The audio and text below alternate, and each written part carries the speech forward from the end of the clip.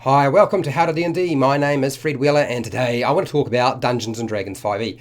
And yes, this is like a dungeon master tip guide, if you might like.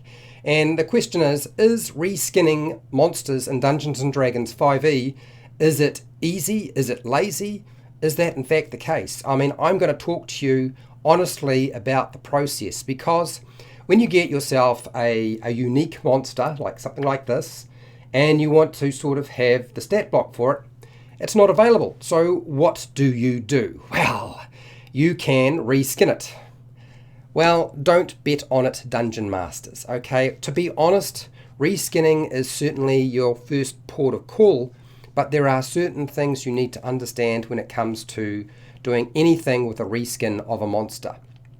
Now, this is Dungeon Master advice really for new Dungeon Masters, and for Dungeon Masters who are limited on the amount of time that they can spend, or who kind of put themselves into the category of being a lazy Dungeon Master. I certainly try to spend as little time as I possibly can engaged in creating monsters if I possibly can, simply because I just don't have the time. Now, you've heard it before. What you do is you take a existing monster stat block from the Monster Manual, Dungeons & Dragons 5e Monster Manual, and you use it to represent a completely new monster that you have come up with. Whether you have drawn the monster, or you have a miniature to represent it, or you have just come up with an idea of what you think it should look like, or you found a picture on the internet, it doesn't really matter. So does reskinning monsters actually work? Well, the problem is it only works if you select the right monster stat block. Otherwise, you still have a lot of work to do. In other words, you have to have a stat block that exists that's close enough to what you want. Otherwise, doing a reskin is probably not going to work. Now, there are a whole bunch of things that tend to affect a monster stat block in terms of how it operates. And you can pretty much change anything except for the following. That's the offensive and defensive monster abilities that are included in the monster stat block, because those things generally will affect the challenge rating. The only problem is that the challenge rating is not exactly hugely accurate, and I would kind of ignore challenge rating if I were you and not get caught up into that sort of thing. I know it's helpful for determining how many experience points, if you're using experience points and all that sort of thing, but my suggestion to you is try to pick a monster stat block that doesn't need the following to be changed. And there's a lot. I hate to say it, there's a lot of different things that can be changed, right? And that is your armor class, your attack modifier for the attack, the amount of damage that the attacks do, the saving throws, that's the DC, how many hit points it has.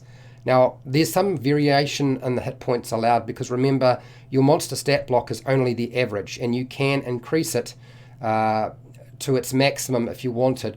But there are some guidelines in terms of, if you increase hit points or increase the armor class, these are all defensive attributes, and you only have to change a little bit to affect challenge rating and the monster overall.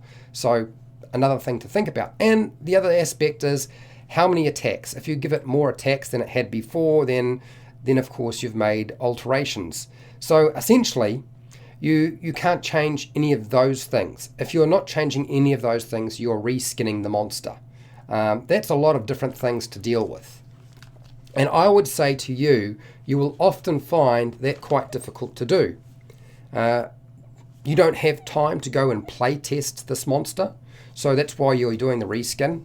Essentially, there should be no play testing required. Besides, if you did engage in any kind of play test for your reskinned monster, the chances are that your players don't operate like you do, and of course you suddenly got to control the monster and all of the NPCs in the encounter to test it if you're going to play test it, and that sort of pretty much just bulldozes the idea of being lazy and trying to use just limited time to get the job done. In other words, you wind up having to play test while you're running it for the players. So that's part of the aspect behind doing a reskin, because you don't have to worry about all those sorts of things. It's actually very hard and complicated to play test a monster on your own. I've tried it. It is actually difficult to do. I'm sure there are people out there who will say, I can do it, and it's very, very easy. But no, to be honest, it isn't. And when you see these videos on YouTube explaining about reskinning monsters and modifying a monster or rebuilding them and building them from scratch, and they say, look, this is what you do, da da da da da, and it's not that difficult to do, it can be done very easily, it's actually nonsense. It's actually not that easy to do. Not without a bit of practice, a lot of experience, and trial and error. So how much time did you spend looking through the monster manual, trying to find exactly the right monster stat block to just reskin to lay over the top of this monster that you plan to use in your game? I will tell you what, if you have done it before, I suspect you spent far too much time. More time than you had allowed, probably more time than you had expected it to take, simply because you're trying to find just the right monster. And I've found that happen to me more than a few times, where I would go through the monster manual trying to find something that's as close to what I wanted as possible so that I can just reskin, or just try a modification, just a slight modification, and that's it. And this really only works in terms of reskinning a monster if you know the monster manual really well. If you know it back to front, that means you have to have read it.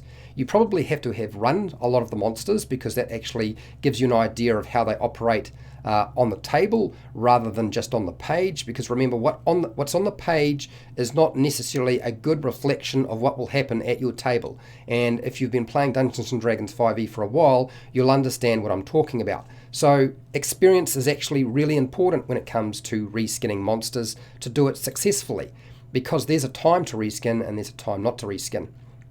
And as I've said, don't worry about CR. Challenge rating, it's not accurate. In most cases, by the time the characters get to level 5, or you're dealing with a challenge rating monster of CR 5 upward, it doesn't matter. And there are low-level monsters with low challenge ratings that are incredibly deadly. So not a really good indication for your game anyway. So what do you need to know when it comes to reskinning a monster? Whether it's the good idea or the bad idea? Well, first off, you can't reskin every single monster. So just because you've got a new monster you want to run at your table does not mean it's going to work. So you may have to actually ditch that idea and go with modifying or building the monster from scratch. Unfortunately, that is often what tends to happen. If you aren't making changes to the stat block, then you are reskinning. If you are making changes to the stat block, then you are modifying it. You're not reskinning it, and modifying will always take more time. And it's not a lazy process. It is time consuming and it requires a bit of brain power and a bit of understanding of how it all works. For those of you who think, well, okay, reskinning monsters is really quick. Well, no, it's not. Reskinning monsters, as I've already said, does take time. It actually takes you time to go through the monster manual. Even if you know the monster manual well, it will take you a little bit of time to actually find what you're looking for. Does it take less time than going and modifying or rebuilding the monster from scratch? Yeah, it should take less time than doing a modification or a rebuild. But I have had occasions where it's actually taken me more time to try to reskin when I should have ditched the idea and gone straight for this build it from scratch. And that's really the focus. Now, the last thing I want you to remember is often what starts out as a plan to reskin your monster will actually turn into a modification. So your intention was to actually just reskin the monster, and you've spent lots of time looking for the monster manual. You finally find something that's as close to what you're after, but it's not quite right, and then you're left with the simple choice that I'm going to have to modify it rather than just go with a flat reskin. And that will happen most of the time. For dungeon masters who feel like, no, that's not happened to me, that's great, but I have always found that there's always been something slightly lacking from a monster stat block that I needed to adjust. And it's often around those two key things that I need to worry about, which is offensive and defensive abilities. And of course, as soon as you affect them, then you affect the monster overall. Now, I'm hoping that this was useful to you. I have, as it happens, hundreds of videos for players and dungeon masters providing tips, advice, and so forth. I recommend going and checking out Return of the Lazy Dungeon Master, put out by a very clever fellow by the name of Mike Shaw, and he's put this out. He's got some good advice there. I wouldn't say that it's necessarily indicating all the issues you might have behind reskinning. Mike is certainly the sort of person who believes that reskinning is a very, very good idea. I say it's a good idea, but there are issues with it personally. There can be limitations. Now, if you want to support the channel so I keep doing videos like this, then I have a Patreon page where you can go over there and get access to all of the live streams that go unlisted and access to videos and content that other people don't get access to. I also give priority to my patrons in terms of what I make. I have affiliate links down in the doobly-doo. Is it called the doobly-doo? To Amazon and the book depository would help the channel out as well. I have a merchandise shelf, and make sure to share, like, and subscribe. Hit the bell button to be notified when I go live and when I publish new videos. And gosh, man, do I do a lot of videos. But sharing the video is really important.